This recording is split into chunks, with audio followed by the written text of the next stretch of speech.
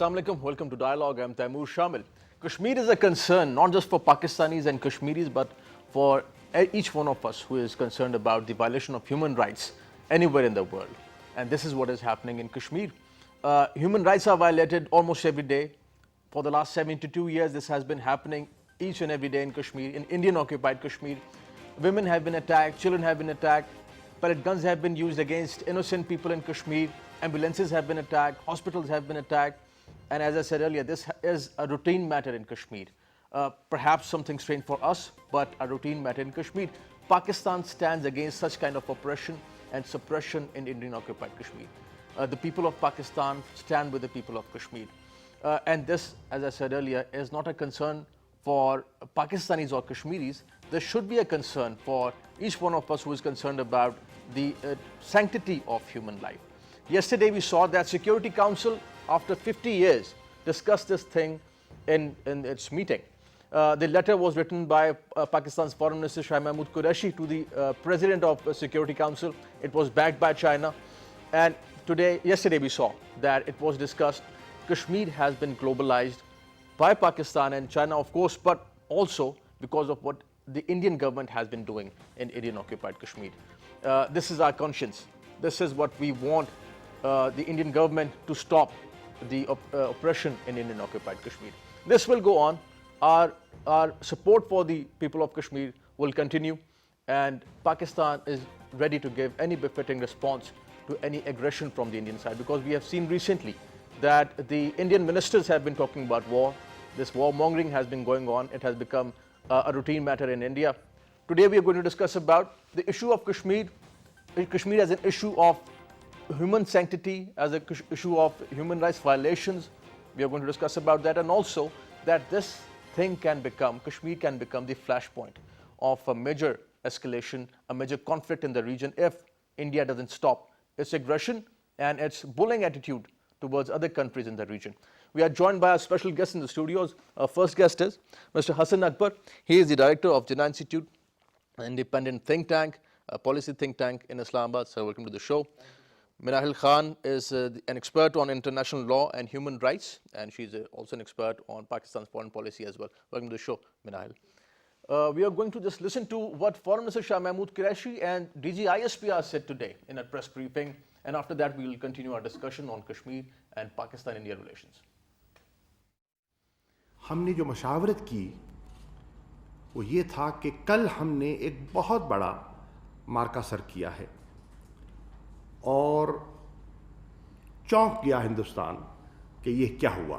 पूरी कमेटी इस चीज़ पर मुत्तफिक है कि आज जो हिंदुस्तान की हमें शक्ल दिखाई दे रही है, और ये आवाज़ें अब हिंदुस्तान से आनी शुरू हो गई हैं कि मोदी सरकार ने नेहरू के हिंदुस्तान को दफन कर दिया है। इंटरनेशनल अटेंशन को डाइवर्ट करने के लिए ऐन मुमकिन है कि हिंदुस्तान कोई फॉल्स फ्लैग ऑपरेशन करे।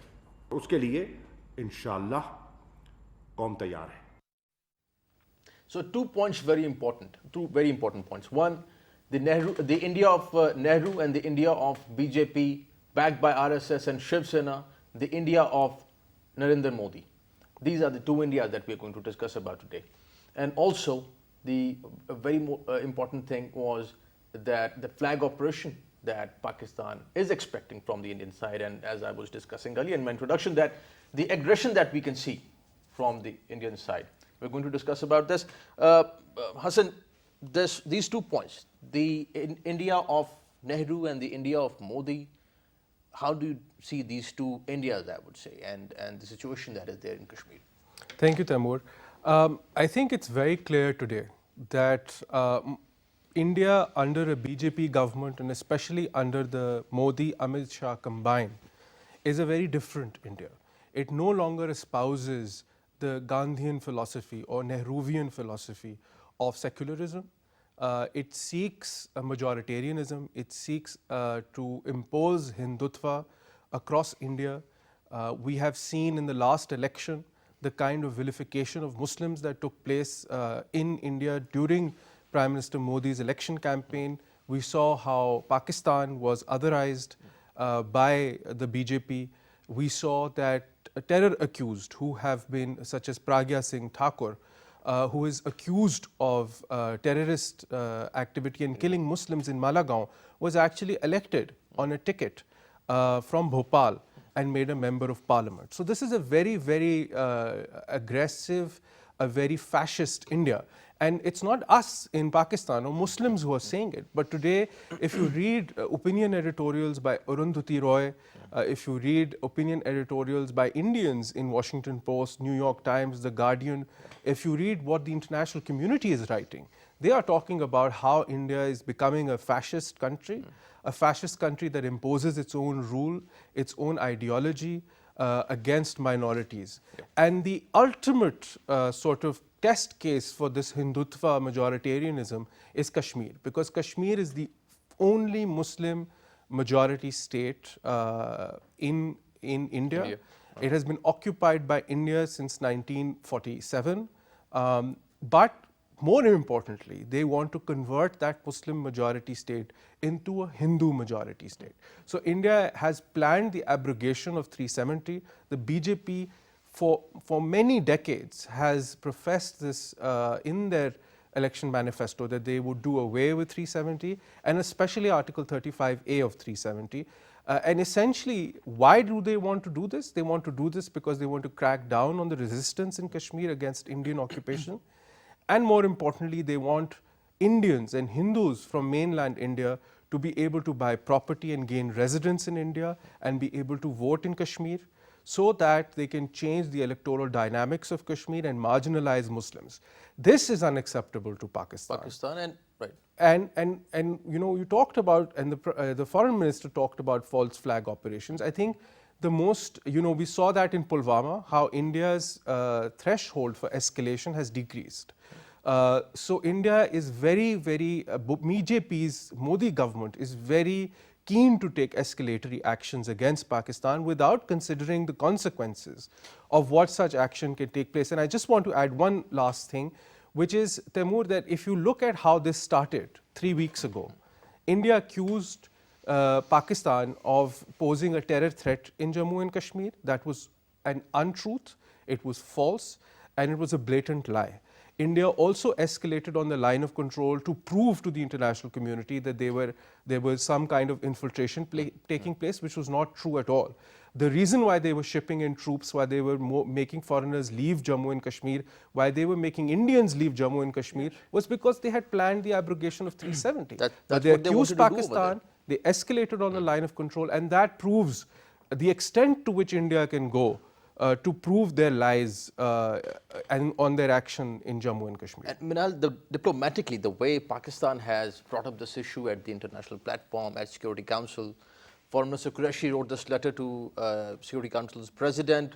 Yesterday, we saw the meeting. How do you evaluate this diplomatic stance and this proactive diplomacy from the Pakistani side? I think this has been thank you, Shamil. I feel like this has been a really good, this is great for Pakistan. I think this really brings the issue to the international forefront. The fact that after 50 years it's been taken up at the United Nations Security Council shows that now it is no more an internal issue.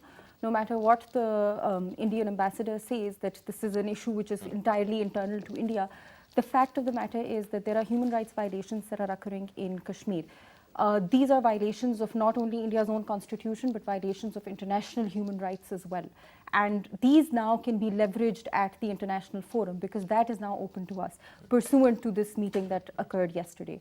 And for this, you know, the statement of the Indian ambassador I thought was a bit, for lack of a better word, I thought that it was a sort of an irresponsible statement. The fact that these are internal issues, or the fact that they said that they have been, that they're still following their international agreements and they haven't changed that position. When they are violating the rights of Kashmiris and when they are violating the right of freedom of expression and their freedom from their safeguards from arbitrary arrest, then they are violating international human rights law as well. And then they are changing their international agreements also. And by virtue of that, this becomes an international issue. International issue, and the way India has been exposed at Security Council, at the international platform. How do you see that? Do you think that this is going to put more pressure on India from now on, since Security Council is discussing it? And in terms of international law, let's say Security Council Human Rights Commission also did a report, two reports rather, yes, on Kashmir and the human rights violations over there. How do you see that? So these are, I feel like, these put Pakistan in a better position if we are to bring these issues up tomorrow. The fact that the Human Rights Watch has issued a statement on this, the fact that Amnesty International has brought this issue up, shows that these are issues that are being considered by the international community. The fact that, what Arundhati Roy also said about this, these show that, within India also there is a sentiment that shows that sort of mirrors ours, which is that these are international violations of human rights. And I feel that, yesterday's meeting was a win for Pakistan in the sense that we saw that, the how China spearheaded this, and we saw the change in stance in from the Russian representative. This was, I think this is this is one of the most important things that occurred yesterday, which is that, they kept referring to the UN Charter. So the fact that they're referring to the UN Charter shows that this is no longer an internal issue. The fact that they've changed the demographic, the fact that they're trying to change the demographics of Kashmir by abrogating Article 35A, the fact that they've gotten away with 370, these are now international issues as opposed to simply an internal I'd matter. like to add to that, Taimur, which is that, you see, Kashmir has always been an international dispute. It's been recognized by the United Nations. Jawaharlal Nehru took Kashmir to the United Nations under Charter 6, which deals with resolution of international disputes. And so India itself recognized Kashmir as an international dispute. Whatever India says or does constitutionally with Kashmir has no bearing whatsoever on the actual position that Kashmir remains an international dispute. The second point I think that's very important for us to remember is that in Kashmir, India has taken the action of annexation of Kashmir without taking the wishes and the will of the Kashmiri people into consideration. Pakistan has always argued, and the United Nations has recognized, that there are three parties to this dispute: Pakistan, India, and most importantly, Kashmiris themselves. But in Indians, they don't even consider Kashmiris and as that's a party the point to this that whole issue. That's the point that I'm coming to, which is Indians don't consider Kashmiris to be a party to this issue, and more importantly, Indians don't consider Kashmiris to be a part of India. Because why else would you do a major clampdown? According to Indian reports, that about 180,000 troops were brought into Kashmir. Entire cities were, where you had soldiers outside every house. They had to lock down all of Jammu and Kashmir to pass a bill in Delhi about the future of the people of Kashmir without taking into consideration the will and wish of the people. How long can they continue with this? This lockdown, this curfew, not letting people out and do whatever they want to do over there? I think they cannot do this very long. We saw, a small trailer of what will happen when this curfew goes on Friday. The first Friday after India relaxed their curfew for Friday prayers, 10,000 people came out in one protest rally in Srinagar, which was reported by the BBC, AFP, by the New York Times, and all international organizations. They were fired upon by Indian forces. There were pellet guns used. Young children were blinded. So the level of human rights abuses in Indian occupied Kashmir is phenomenal. And so I'd just like to add to this that this is not just now, it's not just human rights violations. These are war crimes because India is an occupying power in Kashmir. And the fact is that they've unlawfully annexed Kashmir now. And whatever the fact that they're using pellet guns, they're raping women, they're blinding children, they're arresting people rampantly, they're arbitrarily detaining people. These are all now war crimes. But don't you think, Minahil, that this is also a test for the free world, the world that talks about universal liberal values, who talk about being the torchbearers of human rights? This is the time for them to come up and talk what is happening over there? Absolutely, this is the time for them to come together and discuss this issue, which is why I think that yesterday's meeting in this way was a good starting point for this. The fact that this issue was then taken to the United Nations Security Council shows that this will, over the next few months, it will have a trickle-down effect, and I feel that more countries are now. Just the fact that the Human Rights Watch and Amnesty International are talking about this shows that there is an international interest in, and there is an international focus on what is happening in Kashmir at the moment. And Hassan, interestingly, what we saw during the visit of Prime Minister Imran Khan in US, President Trump himself talked about Kashmir in the Oval Office. He said that Modi had asked him to mediate in Kashmir. So Prime Minister Imran Khan comes back to Pakistan, and then we see the abrogation of 370 and 35A. This is very interesting. What do you make out of this? Well, I mean, the Americans have both privately and publicly now stated that they were not aware of India's move to abrogate 370.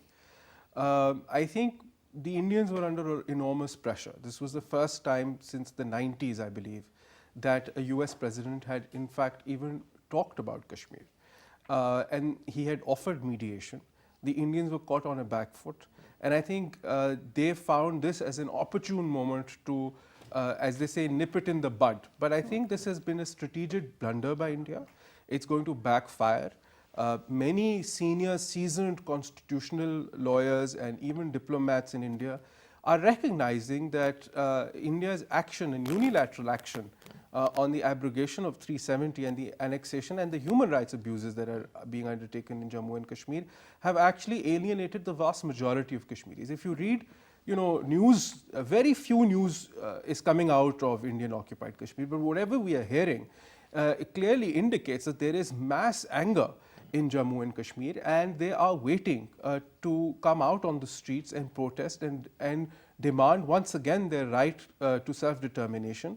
And I think we will see most likely greater violence in Kashmir.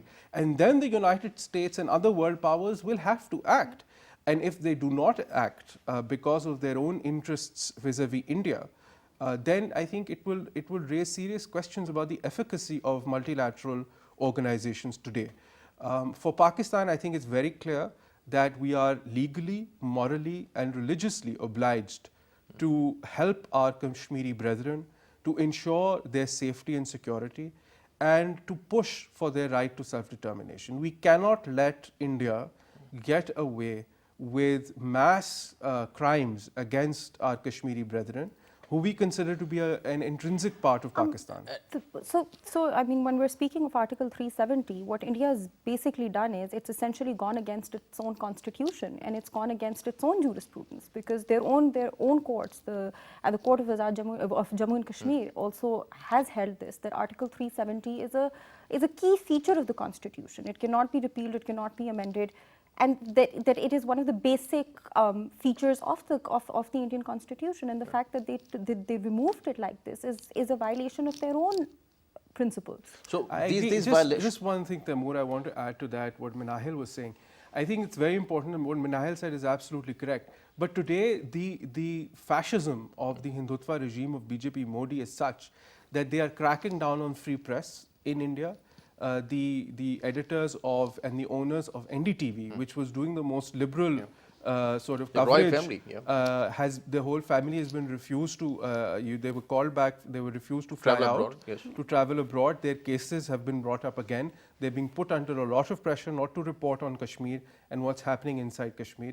Similarly, a civil society group went to Kashmir and they saw innumerable crimes. They actually took pictures. The Press Trust of India actually came out with an order that no channel in India was allowed to show the pictures and videos that civil society group had taken of the crimes and inhumanity that is underway in Indian occupied Kashmir. The other point that I'd just like to quickly highlight is that on the Constitution, we will see that India's Supreme Court, which has upheld liberal values and the Constitution previously, on 370, unfortunately, I fear that they are not going to take the petition into consideration.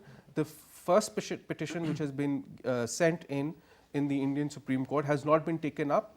The Indian Supreme Court actually said that it was not maintainable, that they will have to look at it again.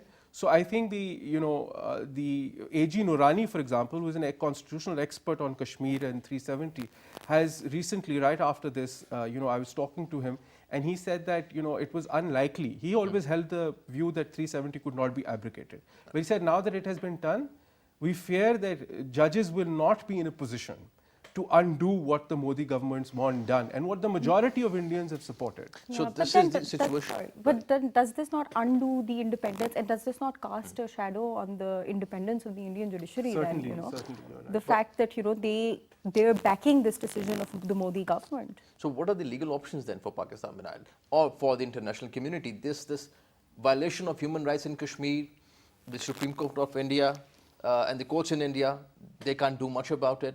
So what are the options for Pakistan? Diplomatic options, let's say, legal options, and legal options for the world to take an action against what is happening over there? I think the first thing that needs to be done is, which has already been done, is what you do domestically. So what has to happen within India first, which is that you put in a petition that because this is firstly against the Constitution of India. Now we know that, you know, the independence of the judiciary, or what the judiciary stance is, we can cast doubts on that. But I think that is the first and foremost option available, which is that you assess the constitutionality of this action. Secondly, of course, Pakistan has, you know, avenues under the international law. We have and what the international community is also focusing on is that Pakistan and India do this bilaterally. Now, let's see how this pans out over the next few months. But I think Pakistan's primary option should be to first discuss this, to deal with this issue bilaterally with India, bring international attention to this issue, and then perhaps take this issue to the international forums. The option of the ICJ is then open to you. The United Nations Security Council is open to you. And you know, now this issue is gaining traction internationally, and Pakistan should leverage that and use that. Right. We're going to continue our discussion on the issue of Kashmir and what Pakistan can do about it. Pakistan brought up this issue at the international platforms. Security Council discussed it yesterday. The letter that was written by Foreign Minister Shah Mahmood Qureshi was backed by China.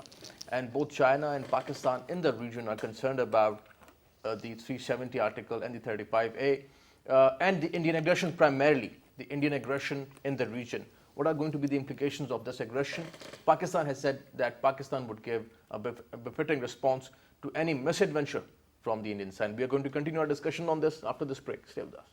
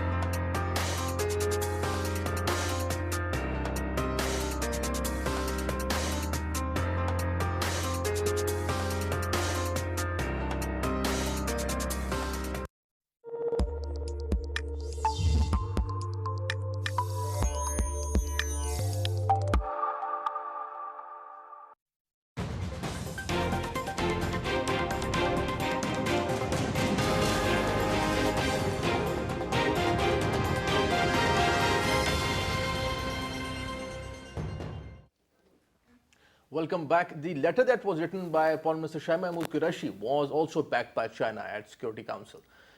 We also saw China's permanent representative to the Security Council, United Nations, who spoke yesterday to the media. Maliha Lodi, Pakistan's permanent representative, also talked to the media. Later, the Indian permanent representative came up. Pakistan and China both are concerned about the security situation in the region, because we can see the aggression from the Indian side. Pakistan also talked about the false flag operation from the Indian side, and that is very much expected from India. If they can talk about nuclear war, if they can talk about war with Pakistan, if they can show aggression on the line of control and the working boundary, they can do more. They did previously, and they got the befitting response from the Pakistani side. Hassan, China backed Pakistan. Strategically, what is the message from the Chinese side to Indians and to the international community? I think it's a very strong message from China. China not only backed Pakistan's letter and played a key role in bringing this issue up once again at the United Nations Security Council after 50 years, which in itself is a diplomatic victory for Pakistan. But China, which is also, let's remember, a party to this dispute, because China also claims some part of the territory. There's a dispute between India and China across the Ladakh boundary. China has taken a very strong stance, and it has said that it rejects India's unilateral actions, which will not change, which is Pakistan's position as well, that India's unilateral actions will not change the fact that Kashmir is a disputed territory, and that China is looking with concern at India's change of status and bifurcation of Jammu and Kashmir. So China has stood by Pakistan.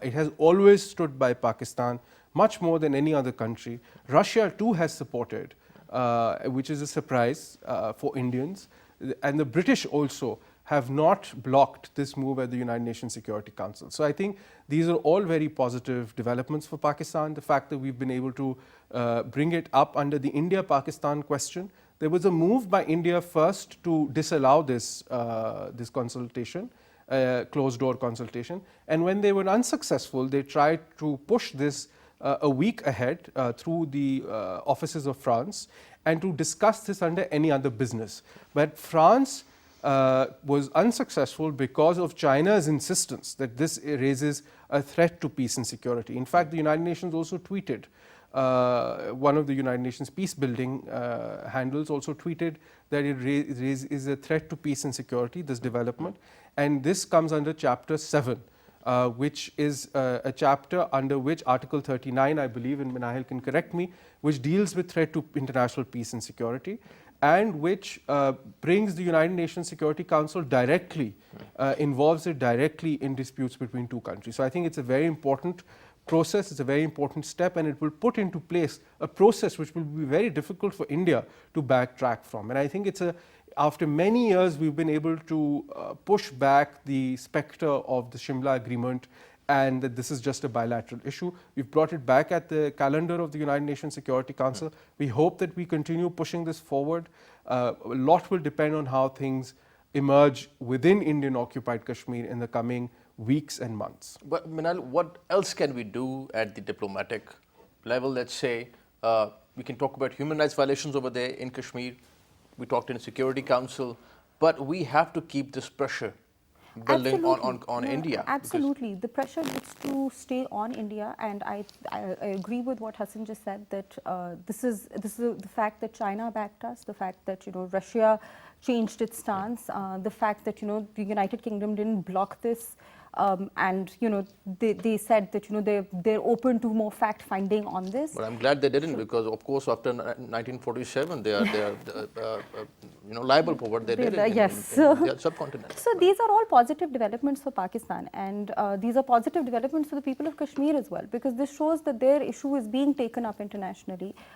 It also shows that, and this I think we should continue with the pressure that we've put, and we should just very recently what we were discussing, that the protests that occurred in London, I think that these yesterday. That was huge. Huge. I think these are good initiatives, and I think these are bringing the issue into in front of international media, and this is very important for Pakistan and for the people of Kashmir. So one of the biggest, I would say, gatherings or rally in Europe, Hassan, maybe what happened yesterday in London. Yeah. Yes, it was and Kashmiris huge. and Pakistani and Sikhs for that matter. Yes, it was from India. It was very important. I think we should not underestimate the power of public opinion in the West, especially when it comes to human rights issues. And we should galvanize public opinion in the West.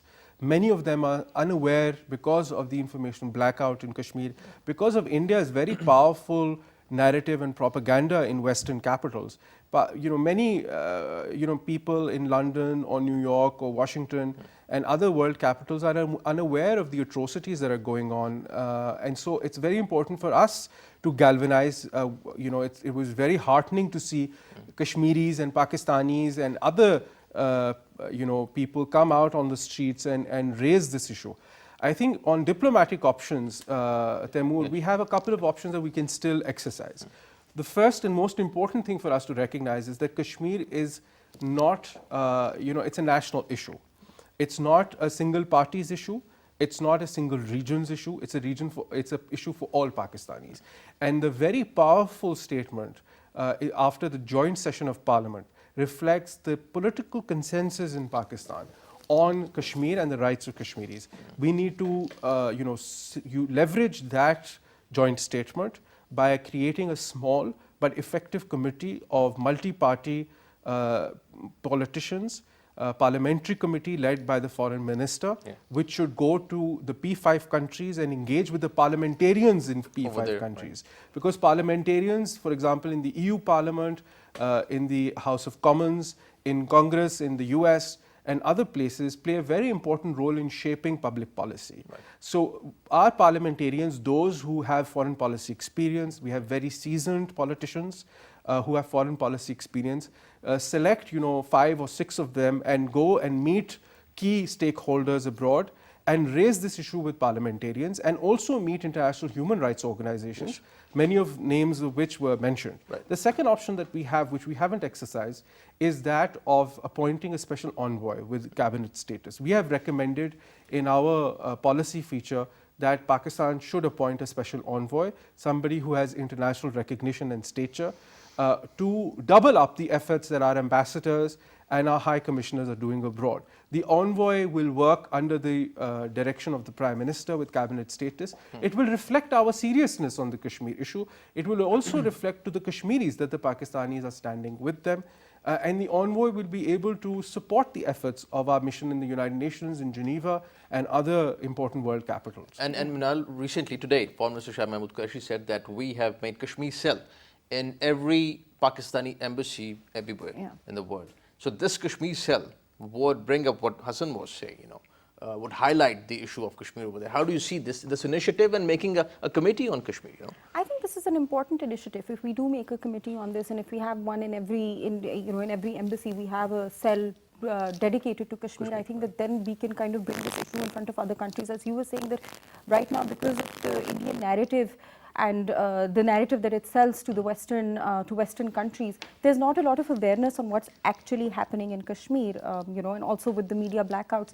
So I think this would be a good opportunity for Pakistan to highlight many of the war crimes and many of the human rights violations that are occurring. And I think what our focus primarily should be on these violations, on the violations of India's international human rights obligations. And usually what we discuss is that many countries, they have very strong economic relations with India.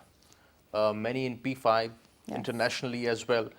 They might be having a strong economic relations, but here is the issue of human rights. Here is the issue of small children, pellet guns, and the oppression and suppression. Can we tell these people who have been telling to the world about human rights and the issue so of you have your human rights defenders, and you have these countries that have taken such a spearheaded role in protecting the human rights of citizens, and they've always been very vocal in mediating in different countries on the basis of human rights. So I think this is a great opportunity for us to bring this issue in front of them as well, and to ask them to intervene. And as for economic interests, we can see that, and I think we saw that in yesterday's meeting as well, which is why we had certain countries not backing not wanting to put forward a statement on this. But I think that this goes beyond economics. When you're looking, as you said, when we're looking at human rights and when we're looking at little children and women and marginalized communities, then we go beyond economics. Then we move on to the sanctity of human life.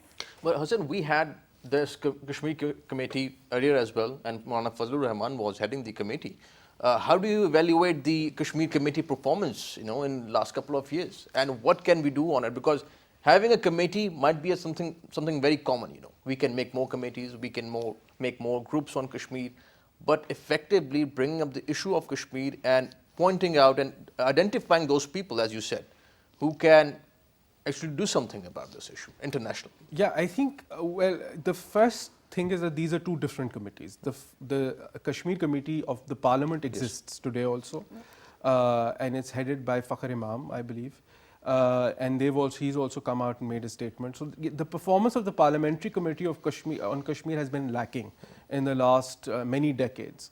But this is a government committee. It's a special committee formed to propose actions to the cabinet and to the Prime Minister on what Pakistan can and cannot do and should actions that we should do. So the nature of the committees is completely different. I think that's very important. This committee actually has the executive behind it and therefore can take executive action. So I think that's very important for us to highlight. We're talking about the parliamentarians, let's say. So the second point that I'm saying is that yes, you're right that committees are still committees. It's very important for us in Pakistan to use, we have excellent human resource in this country, people who have stature abroad, who are recognized, whose voice is heard. I wouldn't like to take names, but there are several political leaders from across all parties, including those in government, who can play a very effective role in conveying our concerns on human rights. We should leverage our human potential in this regard. I think the Prime Minister should also and he's been very engaged with the Kashmir issue. He spent Eid in 14th August in Muzaffarabad. But the Prime Minister can also meet P5 ambassadors here. That's the next level of commitment from Pakistan. And by the way, he convey our concerns to the international community. He has talked to world leaders. I believe he's going to do that. Yes, and I believe he's going to do that a phone call again. Conversation with Trump. Yes, I believe he's going to do that again in the next couple of days. So Pakistan's pedal on the Kashmir issue should be full throttle. We should not sit back on this. We must realize that the Kashmir issue today has taken on a nature which threatens peace and security. I just want to lastly bring in one very important factor which we've ignored, which is escalation on the line of control. Yesterday we saw that 4 Pakistani soldiers embraced Shahadat on the line of control. And several Indian soldiers were killed by Pakistani retaliatory action. The threat to peace and security, not just for within Kashmir, but also the wider region, is very, very significant. This should not be understated, especially after February, where India took action and attacked Pakistan without any proof in the Pulwama crisis. I think this needs to be highlighted as well, along with the international human rights obligations of India and the human rights gross violations that India is committing within Kashmir. I think this is another factor that we need to raise. Yes. The 2 nuclear powers are engaged in daily exchange of heavy artillery and gunfire on the line of control. India is resorting to unprovoked ceasefire violations to divert world attention from the crimes that it is committing within Kashmir. That Pakistan and India are on the edge of a wider conflict which may engulf the region entirely. So I think the seriousness of this has been reflected in the statements from the Corps Commanders Conference, from today's press conference, from the Prime Minister's statement. The Indian Defence Minister has gone to the extent of saying that there is no first use policy and that circumstances will determine. I think it's very important for us to realize that this is not new. India's former Defence Minister Manohar Parrikar had also made the same statement. India's former National Security Advisor Shiv Shankar Menon had also made. This is an irresponsible statement. Yes. And these statements are being made by policymakers in India for many, many years now. And this shows that India is, and the idea behind the NFU is that, to show that India is a responsible nuclear power. But when it makes statements like these completely take they take away from that responsibility that it's shown. They contest their elections on anti-Pakistan sentiment. Yes. Because giving such statements would give them political mileage and life to their political, whatever they want to do politically over there. But I think what time and again India is proving what Pakistan has been saying is true. Pakistan on NFU always maintained that India's NFU policy is irrelevant to us because we know that in a conflict, India can exercise the right to take first action, nuclear strike on Pakistan. India today has proven that we were correct. We have always maintained that India does not care about the Kashmiri people, that they only care about the land of Kashmir. India's actions in Kashmir has proven that they do not care about the Kashmiri people. And Kashmiri people on the Indian occupied Kashmir side, Minahil, and on the Pakistani side as well. The way they have been using the ammunition, the weapons that they have been using across line of control and working boundary, that too is a sheer violation. The kind of weapons that are being used, you know, just the kind of weapons that are being used are against international humanitarian law. So they're against, you know, the international law of war. And not just that, international human rights law as well. So this shows that, you know, I mean, India has been very responsible, and, you know, we've seen this, we saw it at the time of Pulwama, we're seeing it now, and this responsibility has to be highlighted in the international arena. But UNHCR has been talking about it. Do you see any sort of pressure of these reports on India? These reports will always, whenever something comes out of in the international media, it's picked up by other international scholars. It does create a kind of pressure. While India right now is not doing anything conclusive, I feel that through this we will gain momentum, and it will come to a point where India will feel the pressure from the international community. There is, sorry, Minahil, just to add one thing, these reports are a documentation of the crimes that India is committing in Kashmir. So that is part of the record now. Yes, that creates pressure. The Indian representative at the United Nations was completely flabbergasted at the press conference because of the pressure that is created by United Nations reports, by the Security Council meeting, by the reporting and the opinion editorials that are coming in leading news papers across the world. But India doesn't care about Security Council. They don't care about the human rights violations. They don't care about the mediation offer made by President Trump. So what are they up to then? What do they want? A question to both of you. I think right now the Indian government is, as we said earlier, is simply being irresponsible, because at some stage this will come back. This will come to them. This will catch up. For how long can they violate the rights of innocent citizens, and for how long can they go around violating international obligations and disregarding, you know, UNSC resolutions? And it is coming to that point. We are seeing that there is that international attention to this issue. So I do think that now, as time is going by, as we're progressing in, you know, and as the year is going to progress, we will see that India will feel a crunch, and India will feel that kind of pressure from the international arena. I think strategically, Taimur, answering your question, I think strategically India is attempting to become the hegemon of the region, of the wider region. And they want to, and the Modi-led government believes in a very aggressive, escalatory approach to the neighborhood. It believes in an approach of not of dialogue, but an approach of, you know, what I say is right, my way or the highway. So do you think that US would be concerned with this? They have rebuffed Trump's offer? No, and they don't care about it? Well, I don't know, because the US is very keen, is actually playing a role in building up India as the hegemon of the region through its Indo-Pacific strategy. So let's not lose sight of the policy goals that have been outlined by United States' own defense policy documents, which is that they see India as a strategic, long-term strategic partner, and that is playing a role in allowing India to take such kind of actions in complete disregard. So India's largest strategic goal is this. The other, on Kashmir, their strategic objective, I think, has been clear from the first government of the BJP, for us at least, who deal regularly on this issue. Sushma Swaraj had always maintained that Kashmir is an internal issue, that we will not have a conversation on Kashmir with Pakistan. And I think that has translated into the abrogation of 370 by showing that it is an internal issue, that it is not a dispute that we will discuss with Pakistan. Right. I think the goalpost on dialogue with India has shifted significantly. I'll go to the extent of saying I don't even see the value of a substantive dialogue right now with India. So Pakistan, who had been making repeated offers of dialogue with India and engagement with India, today we are in a situation where, frankly, what should we have dialogue about? And Minahil, your concluding remarks. We want peace and stability. but we see the Indian aggression as well. We can give the befitting response we did previously. What are the options now, briefly? Very briefly, I think we need to involve the international, we need to involve international countries into this. We need to involve the P5 countries. I think that this issue now transcends in some ways the domestic and the borders of India and Pakistan. It's now an issue which is bigger than that. When you have the lives of innocent citizens on the line, then it becomes an issue of international importance, and therefore these human rights violations, these war crimes should be taken up to the international courts, and this should be taken up at the United Nations as well.